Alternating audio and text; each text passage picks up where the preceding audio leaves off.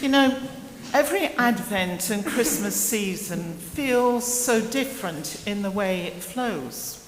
Last year, the fourth Sunday of Advent was Christmas Eve, so it almost got overlooked and led to a very long day. This year, we're able to mark it properly, but then we'll have our carol service the evening.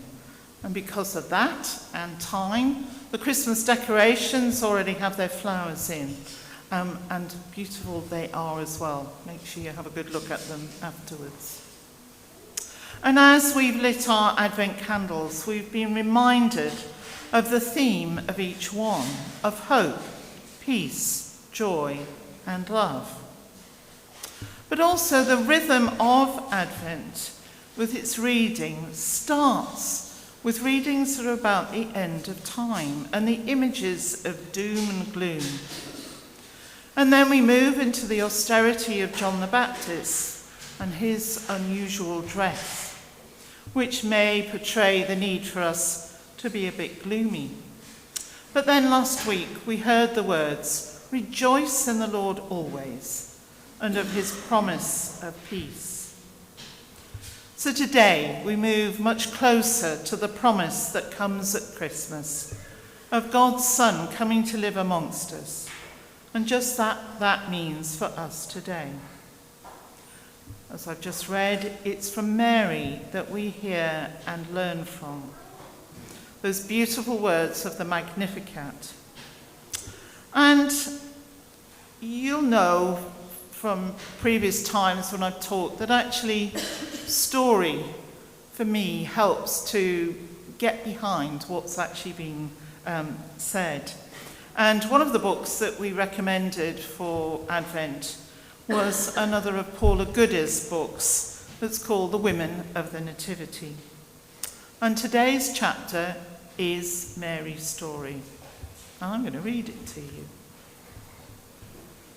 My name's Miriam. You probably know me by another name, Mary. I think most people do these days. I heard that name for the first time when I was a child. We lived in Sepphoris. Back then, it was a big, bustling town, not like Nazareth, where we live now. Nazareth is sleepy and out of the way. In Nazareth, everyone knows everyone else, and everyone else's business too. Sepphoris was different, large and wealthy, and full of people from all over the world. When I was very little, I didn't know that. All the people I knew were Jewish like us. They all spoke Aramaic like we did. The people I knew me and called me by my name, Miriam. My father was a potter and made storage jars to sell in the workplace. They were the best storage jars in the whole of Galilee, and people would come from miles around to buy them. I used to beg to be allowed to go with him to the marketplace, but I was always too young.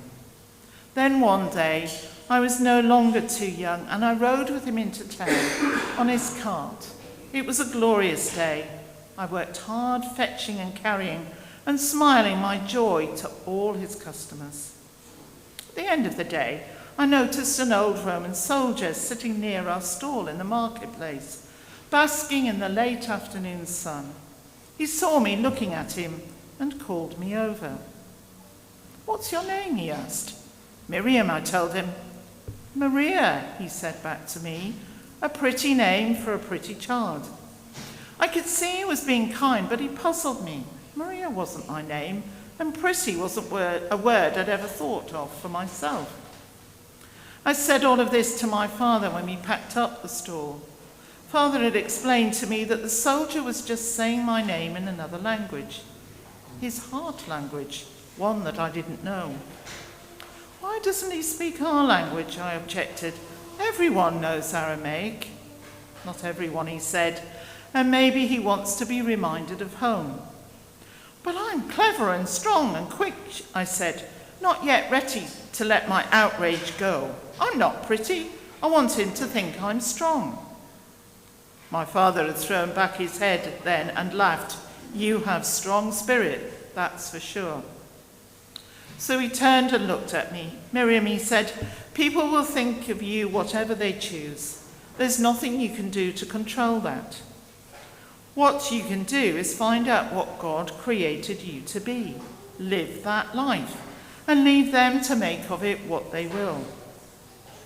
I'd grumbled at that. I didn't want people I didn't know changing my name and thinking whatever they felt like about me.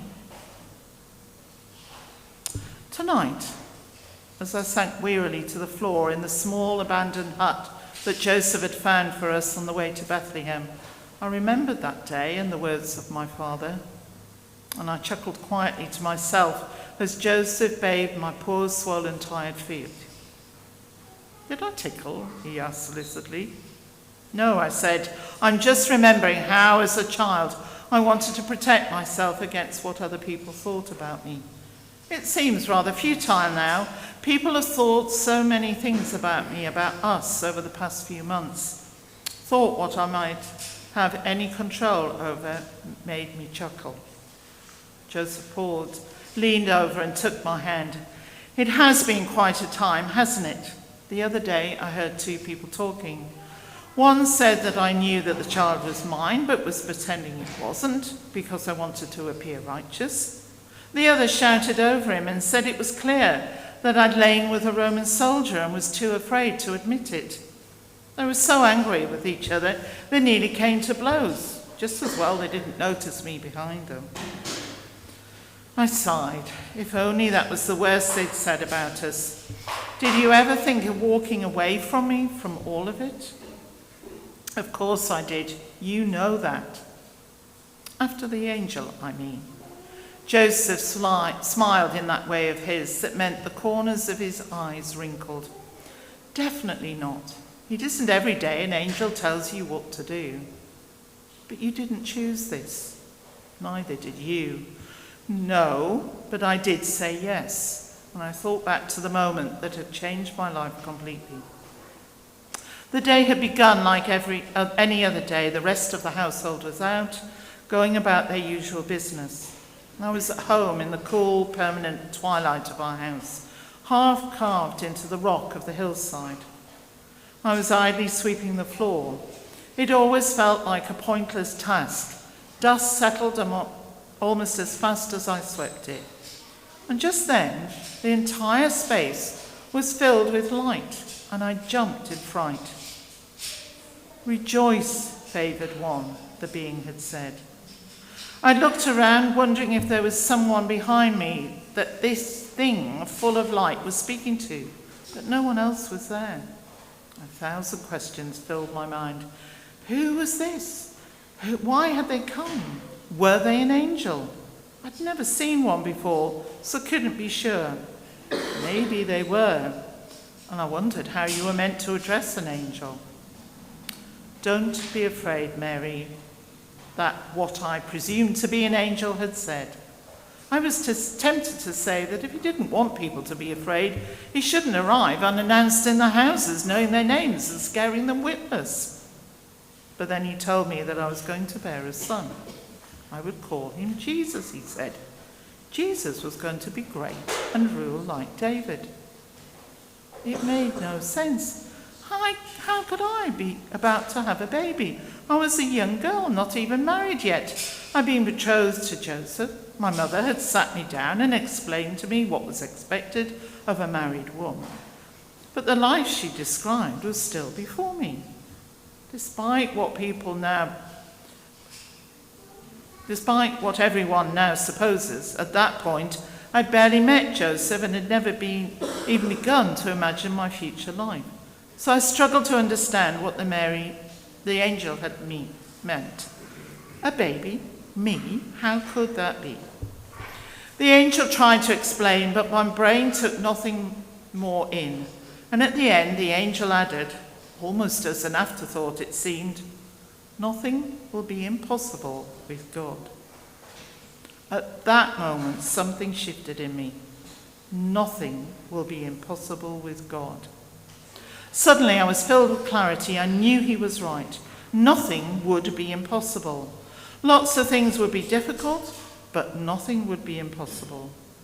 My mouth moved, and I heard a voice that sounded like my own agreeing to it. All of it, unimaginable though it was. So I looked at Joseph and repeated, I did say yes, and so did I, he said. Jesus had told me about the time the angel had appeared when he was sleeping. He'd come round almost before it was light the next day, and we held the simplest of ceremonies before he'd taken me back to his house. He hoped it would save me from the worst of the gossip, but the word had already got out. What will become of us? I asked wearily. I don't even stand why we have to go to Bethlehem at all. Nor do I, he said. I've heard nothing of a census until cousin Simeon announced it last week as he passed through. But it seemed most sensible to go just in case. It would, of course, be tiring, but I was tired and disheartened, and we still had a long way to go. At that moment, the baby stretched, a foot poking its way outwards, just under my rib cage. I pushed it back again, but as I did, a flood of warmth filled my heart. Nothing will be impossible with God, I whispered, and the baby fluttered as though in agreement with me.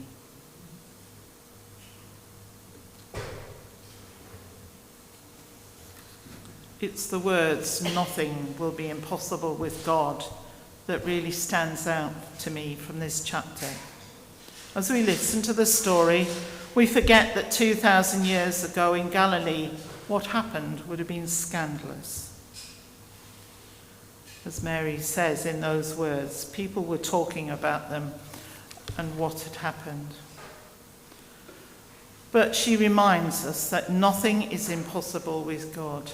To put our faith in him, to have the faith that God calls us to be obedient to him, no matter how implausible or impossible it may seem that we can do whatever he is asking of us. And in return, he brings strength to us through his Holy Spirit, alive within us. He guides us, supports us, and equips us to endure and succeed in all that he asks of us. Above all, God sends his Son to us, his Son who dies and rises for us, claims us as his own, and never abandons us. So as we walk through the next few days, let's remember Mary's words and be ready to say yes and to serve. Amen. We've had some beautiful music this morning.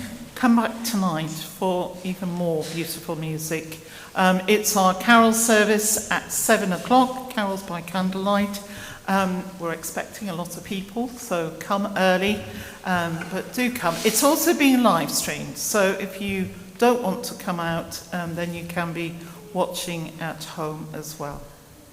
There'll be mulled wine and mince pies after that. Sharon's been asking for people to come and help.